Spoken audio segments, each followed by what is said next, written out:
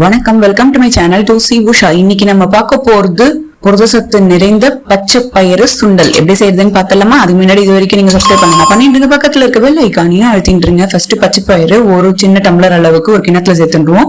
கிட்டத்தட்ட 100 ml பிடிக்கிற tumbler அளவுல சொல்லியிருக்கேன். இதுக்கு 500 ml தண்ணி விட்டு 8 மணி நேரம் ஊற வச்சுப்போம். 8 மணி நேரம் ஆயிட்டு இருக்கு, நல்லா ஊறிட்டு இருக்கு. இதை 2 தடவை நல்லா வாஷ் பண்ணதுக்கு அப்புறம் குக்கர்ல சேர்த்துருவோம்.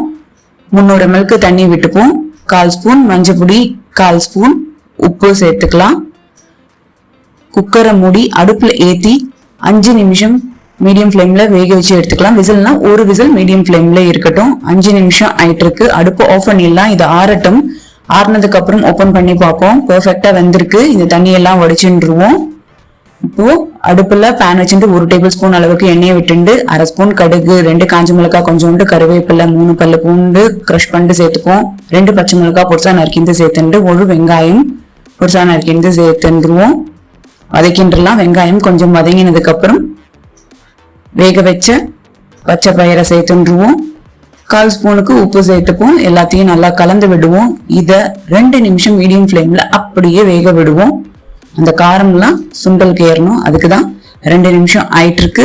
இதுக்கு கொத்தமல்லி தழைகளை தூவின்றுவோம். அடுப்பு ஆஃப் பண்ணிடலாம். எல்லாத்தையும் நல்லா கலந்து விட்டுருவோம். சிம்பிளா செய்யக்கூடிய சுண்டல் தான் இது. டேஸ்ட் டாப் கிளாஸா இருக்கும். உடம்புக்கும் ரொம்ப நல்லது. நீங்களும் செஞ்சு பாருங்க. உங்களுக்கு எப்படி வந்திருக்கு கமெண்ட்ஸ்ல சொல்லுங்க. இந்த channel to C Usha like பண்ணுங்க, ஷேர் பண்ணுங்க, சப்ஸ்கிரைப் பண்ணுங்க. தேங்க்யூ.